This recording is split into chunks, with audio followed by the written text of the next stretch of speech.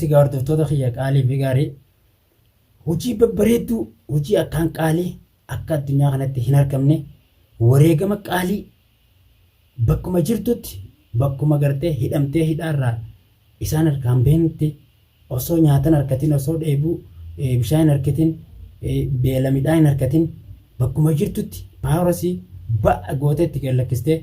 diinasii firraa facaaftee osoo nam tokko gargaarsan qabaatiin dhukkeerraa kaasusiitiin obboleettii xiyya kimiyaa niin galatoonfadhaa. Kanaafuu warreen gartee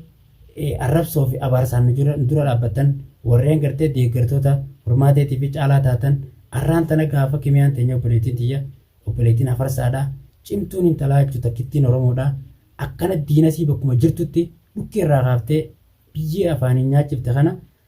maal jettan deebisaan teessan maali warreen gartee isii keessaa kuti isii nusi gargaaraa fi isaa isin baafnee isin fuuna akkana godhi biran ta'an jettanii gartee deeggaruu jirtan san arraan tana iji teessan tan gartee viidiyoo kimiyaan caalaa fi furmaatee akka dhukkeerraa kaasu jirtu agartituun sammuun teessan taasisaniif xiinxaltu sun gargaarsa taatanii fi nama miidhuuf kan bira dhaabbachaa turtan arraan tana sammummaan teessisan ijummaan teessan ka waan kana agartu gurri keessan ka waan kana dhaga'u jabeenya obboleettii xiyyaa kimiyaadhaa kan dhageeffachaa jirtan viidiyoo isaanii kan daawwachaa jirtan kun bifuma kamiin sammuu teessaniif deebisaa kennitan gaafeetii yaa beekadhu arraas baruus inumaatu hanga gartee firii xaafii xiqqishoo takka dandeettii isiin qabdurraa waan xiqqishoos baaftee agarsiisu jirti malee waan takka waan hojjette hin qabne sammuun isiidhaa sammuu biyyattiin bulchitu malee gartee sammuu nama firii lameen kana ittiin miituu miti beekaa dhiisu jirti. Diina ganaa isaan kana boodaan as deemu irra guddaa dhatteeti paaroo gurguddaa dhiifatu jirti. Osoo bakkatti gandatti buqqaanii dhufanii akka isiitan akka qeensarraan cabsine anillee niin beeka wannummaa niin gartee yaada dhaba isiintu nama akkam akka taateen beekaa yaada dhaba taa'u jira. Bas akkasuma wajjinu hireen gartee bakka isaan itti hidhanii itti adabanii bakkuma itti adabamu jiru sanitti ifirraa difaa gootee dhukkeerraa kaasu jiru sanitti ani arkachuu dadhabuun kuni hedduu takka anillee nagaddisiisa garuu inshaallah eegeessiin taatee kana hojjechaa akka jiraatu taate karaa akkanatti balaa kararraa dhoyiteeti kufuu gufaatee eega kararraa fixxe akkaan gartee isii bira ga'u karaa naaf tolchu jirti jeeti yaada maaliif taanaan diinni akka tasaa aan akka isiisanii paaroo waan hin qabneef yoo karan naqunnaman aarii osoo isaan harka jirtuu dila kana gartee isaan kana dhukkeerraa kaasuu kanaaf nama hedduu bibbitanii maallaqa nyaachisanii waan jiraniif ani paawar akkasii kana waan hin qabneef siirii dandeettiin qabu waan ta'eef hedduu cimtuudha siirii maleettuu namni siirii qabu beekadhu yoo aare osoo namni kimiyaan ta'een dhukkee tanarraa kaasa akka isaan isii godhan beekta addunyaa tanarraa akka bishaan dhuganii nyaata nyaatanii jiraatanii gartee bobba'anii galan hin gootu osoo kimiyaatuu baatte osoo nama biraa taate jechuudha. Kanaaf ammumaan tanaa nama hedduu kanaa isii takkittii tana miidhaa dila kana karra gaggeessan obsa qabaattee xiqqishoon akkanatti akkanuma akkana irraachi godhuun sii kuni hedduu tokko na ajaa'iba. Anammoo osoo na taatee akkasiisanii paawara siisan qabaadde miidhaa kana jirru kun akkana narra gaggeessan kana taa'ee hin laalu bishaan kana akkana fi qabaayyee ittiin qabu. Akkasii kana lafaan dhee akkana gurguru maaliif akkuma isaan asar isaanii biqilattiin duqqeeta lafarraa godhu waan ta'eef maaliif uummanni uummataa miti uummata gartee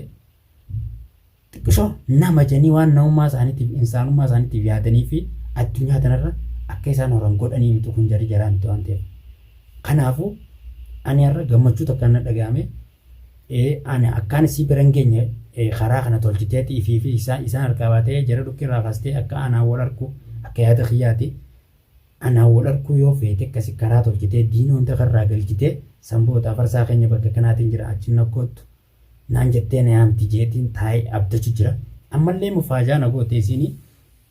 maaliif taanaan dhiiroo akkamii paawurisiisan akkam eessa irraa kutee harkaa nyaadhame moo akkam akka harkatte hin beeku amma immoo illaanuu isii narra cimtuudha sammuu dhiira meeqaa qabdi jabeeffatteeti akkuma isaan godhaniif adabbii akka isaan gosa akkamirra gaggeessan ijaan teessee ilaalteetuma erga isaan gartee miidhaa adda addaa irra gaggeessan booda firraa waa gootechi dabarsitee jechuudha. Akkasii kun olaal adabbiin isaan irra gaggeessanis kana fakkaatti.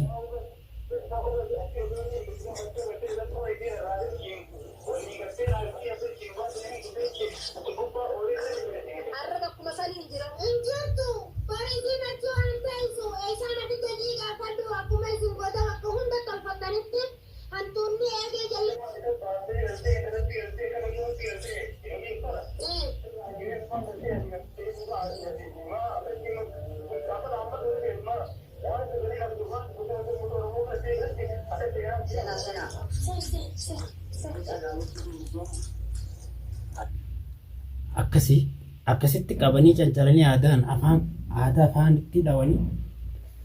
abdii daawwachiisanii haasawsiisuu jiran beektaa?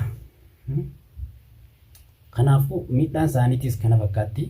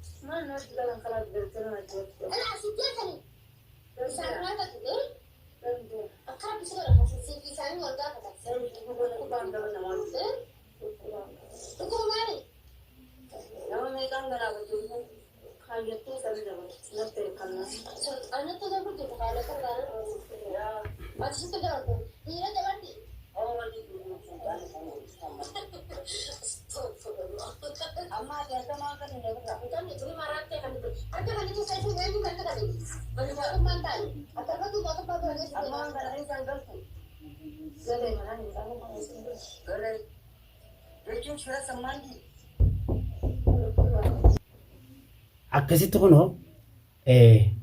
waa hedduu waan afaan nama hin jenne gocha akkaan gartee sammuu nama hojjetu waan ilmi namaa namarratti hojjenne irratti hojjette isaan gaa hedduu takka goolii itti galchine janii gool janii bifa saniin irratti taphachaa turanii garuu isiilleen akkana goggooteetuma shororoo gootee if jala fiddee itti galchite goolii. Bukkee irraa kaaftee jechuudha. Akkasittiin sirraa kaasee nyaateenya galatoome hedduu takka.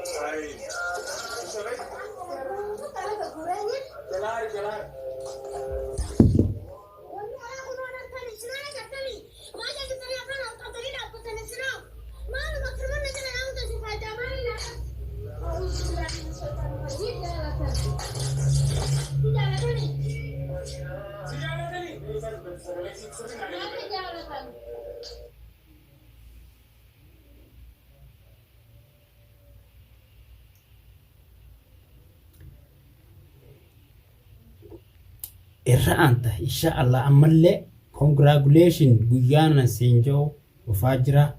waati qobooda fataa waan diina keete waan diina kiyyate akka lafarraa galchinu abdiidha. Abdii eenyuti? Abdii kimiyaa takkitti haadhatiyya takkitti baariyya siiniin boonaa arraas boruus bakkaan jirutti akka isaan si qunxuutu hin dandeenye harkeetiin jira itti amane dhibbaa dhibbatti jechuudha. Kanaaf homaata kanarraa yaaddeenii ati bi'iznillaahi ta'ala wal agarra inshaallah humaatii miti rakkoon ni dabartii akkuma tunu guddatti tabiraatis gutti hatanaa itti dhiibdeetti dhiibu teessa inshaallah dhukkirraa kaasu teessa abdiin irraa qaba waan sirraa hafe gama kiyya qajeelchi anaatu waan sirraa hafe kushaan kushullee nagga darbi an humna akka ta'e waan hin qabneef nama mataa keessa qalau gootee gisee karaa kiyya dabarsite anis karaa mana sirree isaatiin dabarsa sanboota isaanuu likkii galanii waan akkasitti sinja anammoo kana hunda keessaa viidiyoo ta'e miidhamaa turtee fi tajaajila faa miidhaa turtee fi akka ammaan tana gartee isaan irratti hojjechuu jirtu kana yeroon argu hedduu takkaan ifi qaanfadhe jechuudha maaliif isin tun dhiiramoo dhalaadhaan qaanjiyaa tokkotti sammuu ajaa'ibaa sammuu naannoo qabne ani wooma takka keessa horofatti ni ilaala jechuudha maaliif taanaan ka'atiin talti dhalaa waan dila kana kana hojjettee sammuu dila kana kana qabdu akkanatti gartee harkuma tokkoon diina dila kana daaraa kana godhuu kanaaf hedduu takkaan itti gammade kimiyaa teenya arraas irra anta insha Allah qalbuun teetu as keessa ganaa waan taatuun qabdu maatii miti maa salaamaa nageenyaa jiraadhu.